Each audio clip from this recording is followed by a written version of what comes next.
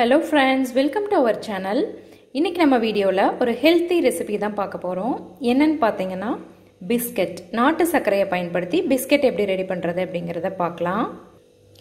இப்போ நம்ம பிஸ்கட் பண்றதுக்கு தேவையான பொருட்கள் பாத்தீங்கன்னா நாட்டு சர்க்கரை 2 கப் எடுத்துக்கோங்க. உப்பு 1 பிஞ்ச் அளவுக்கு இருந்தால் போதும். வெண்ணெய் 1.5 கப் எடுத்துக்கோங்க. கோதுமை மாவு 2 கப், ராகி மாவு 1 கப், கொக்கோ பவுடர் ஒரு 1/4 கப் அளவுக்கு எடுத்துக்கோங்க. பால் ஒரு 2 டேபிள் ஸ்பூன் அளவுக்கு எடுத்துக்கோங்க. இப்போ நம்ம எப்படி பண்றதுங்கறத பார்க்கலாம். இதுக்கு முதல்ல நம்ம வெண்ணெயை எடுத்து ஒரு பாத்திரத்துக்கு மாத்திட்டு 5 நிமிஷம் நல்லா அடிச்சுக்கலாம். இப்போ நம்ம வெண்ணெயை இந்த பாத்திரத்துல சேர்த்துக்கலாம். இப்போ நம்ம வெண்ணெயை பாத்திரத்துல சேர்த்துட்டு நல்லா அடிச்சுக்கலாம்.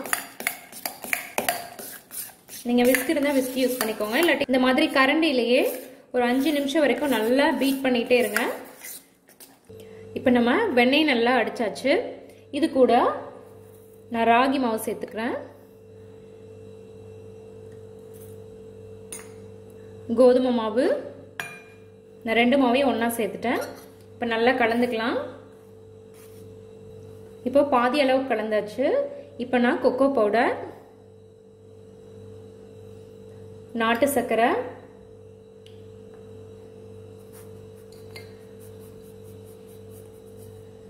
ஒரு பிஞ்ச் அளவுக்கு உப்பு எல்லாத்தையும் சேர்த்து நல்லா கலந்துக்கலாம். நல்லா சப்பாத்தி மாவு பதத்தில் நல்லா பிசைஞ்சுக்கலாம். இப்போ நம்ம மாவை நல்ல சப்பாத்தி மாவு பதத்துக்கு நல்லா பிசைஞ்சாச்சு. இதை நம்ம சப்பாத்தி கட்டையில் வச்சு நல்லா தேய்ச்சிக்கலாம். இப்போ சப்பாத்தி கட்டையில் வச்சு நல்லா தேய்ச்சிக்கலாம். அது கொஞ்சம் லைட்டாக கோதுமை மாவு ஸ்ப்ரெட் பண்ணி விட்டுக்கோங்க.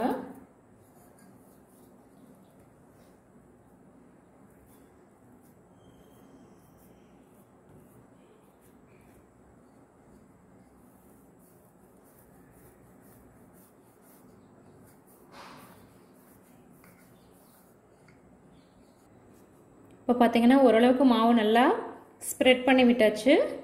இப்போ நீங்கள் கத்தியில் கட் பண்ணலாம், அல்லது இந்த மாதிரி மோல்டு இருந்துச்சு அப்படின்னா இதில் வச்சு இந்த மாதிரி கட் பண்ணிக்கலாம்.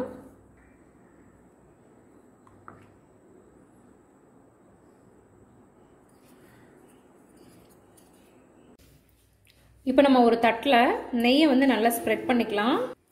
அப்போ தான் நல்லா ஒட்டாமல் இருக்கும். இந்த மாதிரி நல்லா ஸ்ப்ரெட் பண்ணி விட்டுருங்க. ஸ்ப்ரெட் பண்ணிவிட்டு நம்ம மோல்டில் இருந்து இப்படி வச்சு ப்ரெஸ் பண்ணிவிட்டு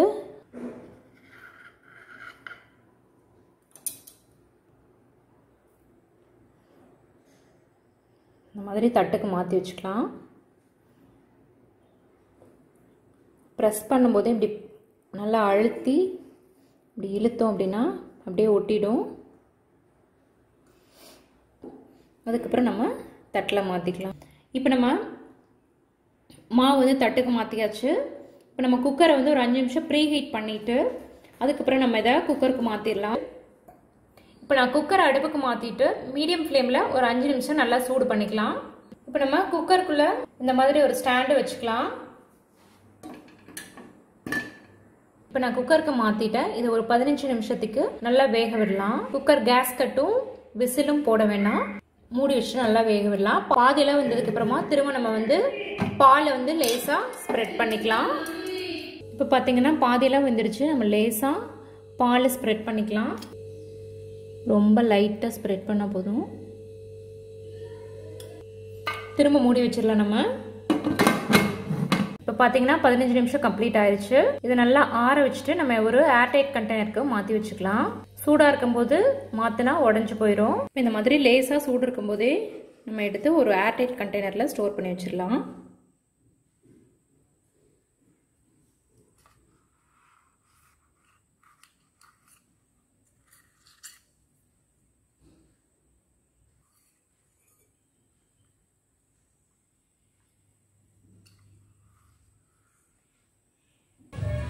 இப்போ பார்த்தீங்கன்னா சூப்பரான பிஸ்கட் ரெடி ஆயிருச்சு. இதை நம்ம நாட்டு சர்க்கரையும் ராகி மாவு கோதுமை மாவு பயன்படுத்தி பண்ணியிருக்கிறதுனால இது எந்த கெடுதலும் கிடையாது. ஸோ இந்த மாதிரி ஆரோக்கியமான ரெசிபியை நீங்களும் வீட்டில் ட்ரை பண்ணி பாருங்க.